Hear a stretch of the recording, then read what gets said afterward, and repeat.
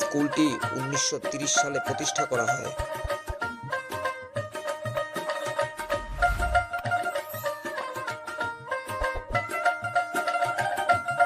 এই মাটির রাস্তাটি ধরে একটু সামনে এগিয়ে গেলেই গাদিঘাট ইসলামিয়া দাখিল মাদ্রাসা।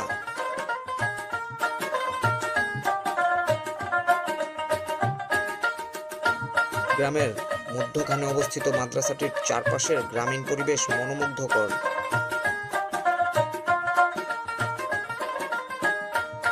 1977 সালে মাদ্রাসাটি প্রতিষ্ঠা করা হয়।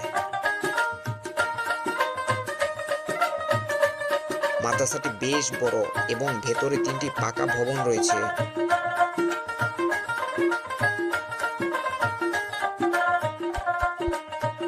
এটি শ্রীনগর উপজেলার একটি স্বনামধন্য ধর্মীয় প্রতিষ্ঠান এবং শ্রীনগর উপজেলার মধ্যে একমাত্র মাদ্রাসা পরীক্ষা কেন্দ্র।